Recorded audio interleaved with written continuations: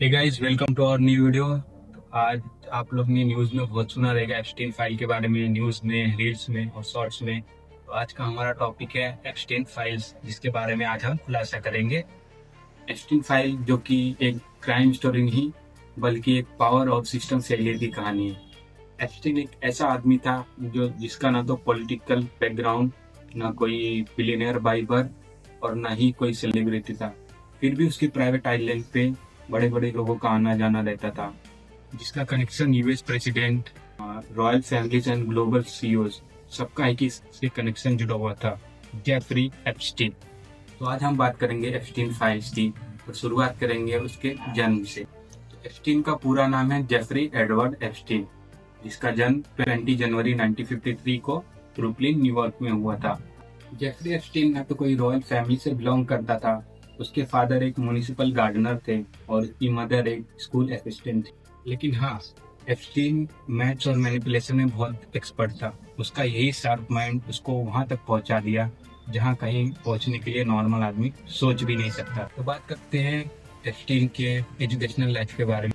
Epstein ने coupon union और फिर बाद में NYU ज्वाइन किया था, लेकिन दोनों ही डिग्री बीच में ड्रॉप आउट कर दिया। एप्स्टीन एक डिग्री ड्रॉप आउट होने के बाद भी मैनहट्टन के प्राइवेट स्कूल डेल्टन में टीचर कैसे बन गया। तो यही उसकी पहचान होती है। पावरफुल पेरेंट थे, like bankers, politicians, lawyers, etcetera. और यही स्कूल में वो एक पेरेंट से मिलता है जो वॉल स्ट्रीट के बिग प्लेयर बियर स्टैंड से कनेक्टेड था। और यहीं से एंट्री होता है एप्स्टीन का हाई फाइनेंस की दुनिया में। 1976 में एप्स्टीन ने बियर स्टर्न्स को ज्वाइन किया और महज 4 साल काम करने के बाद 1980 में वो बियर स्टर्न्स का पार्टनर बन गया। फिर 1981 में उसने अपना खुद का फर्म चालू किया जिसका नाम था इंटरकॉन्टिनेंटल ग्रुप एसेट। लेकिन उसके क्लाइंट्स कभी डिस्क्लोज नहीं हुए। एप्स्टीन बहुत कम समय में बहुत ज्यादा ही वेल्थ बना लिया था, जैसे मैनहट्टन का $70 मिलियन का mention, private jet, private island. लेकिन एक सिंपल सा सवाल था, इतना पैसा उसके पास आखिर आ किधर से रहा। और हाँ, एप्स्टीन सिर्फ रिच ही नहीं, बहुत वेल कनेक्टेड हो चुका था। और मीडिया रिपोर्ट्स के मुताबिक एप्स्टीन के सर्कल में बहुत बड़े बड़े नाम शामिल थे।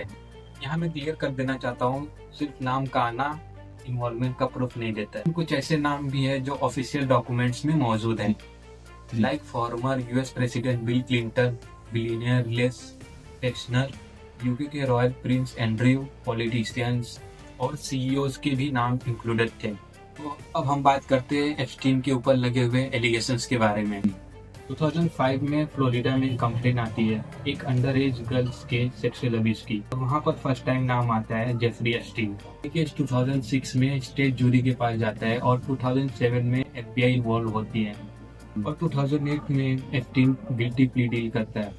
प्ली डील का मतलब है कि गलती एक्सेप्ट करना और उसके बदले सजा कम होती है। लेकिन प्ली डील ऐसा होता है जो यूएस की हिस्ट्री की अब तक की मोस्ट कंट्रोवर्शियल प्ली डील में शामिल होती है। और ये प्ली डील होने के बाद एप्स्टीन को महज 13 महीने का जेल होता है, वो भी वर्क रिलीज के साथ। और फिर उसके बाद एप्स्टीन फ्री। हम एप्स्टीन के लाइफ के बारे में बात कर रहे थे, लेकिन अब हम बात करते हैं एप्स्टीन फाइल्स आखिर है क्या। एप्स्टीन फाइल्स कोई डॉक्यूमेंट नहीं है, बल्कि ये एक अमीरों के दरिंदगी का काला चिट्ठा है। इसको आप जाके Gmail पे भी देख सकते हैं, जिसका लिंक मेरे डिस्क्रिप्शन में मिल जाएगा, आप वहाँ से चेक कर सकते हैं। 2024-25 में ऐसे बहुत सारे डॉक्यूमेंट्स रिलीज हुए हैं जिसमें दुनिया के पावरफुल लोगों का नाम है, जैसे कि Donald Trump, Bill Gates and Stephen Hawking जैसे बड़े साइंटिस्ट का भी नाम शामिल था। किसी को आइडल मानना भी एक बुरी चीज है, आपको पता नहीं आपका आइडल कैसा है। तो मेरा सजेशन ये रहेगा कि आप खुद को ही अपना आइडल माने, खुद के ऊपर काम करें और लाइफ में बहुत आगे बढ़े। और एप्स्टीन एक आइलैंड का नाम है जहाँ पर जेफरी एप्स्टीन दुनिया के बड़े बड़े लोगों को बुलाकर उनका सेक्सुअल नीड पूरा करवाता था, जिसमें माइनर गर्ल्स के साथ सेक्सुअल असॉल्ट और माइनर गर्ल्स को प्रेग्नेंट करना। और बात ये भी सुनी जा रही है कि वो लोग को जिससे उनका मन भर जाता था या फिर सेक्सुअल नीड कंप्लीट होने के बाद उनको खा भी जाते थे। उनको बोलने में भी बहुत अजीब सा लग रहा है। अगर आपको फुल वीडियो और ईमेल्स या फोटोज वगैरह चाहिए, आप जाके Gmail वर्ल्ड पे जाके चेक कर सकते हैं, पर आप सारे करतूत देख सकते हैं। और इसके साथ हम वीडियो में आगे बढ़ते हैं और बताते हैं आपको कि जेफरी एप्स्टीन के डेथ के बारे में। 2019 में जेफरी एप्स्टीन के ऊपर वापस केस चलता है, सेक्सुअल असॉल्ट का केस लगता है और जुलाई 6 2019 में वापस अरेस्ट होता है।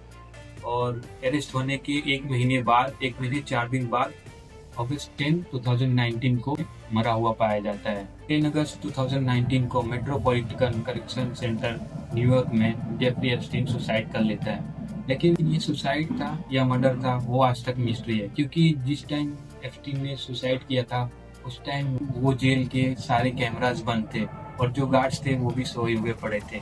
फिर दुनिया पूछती रह जाती है क्या वाकई एप्स्टीन ने सुसाइड किया था या फिर बात कुछ और ही है।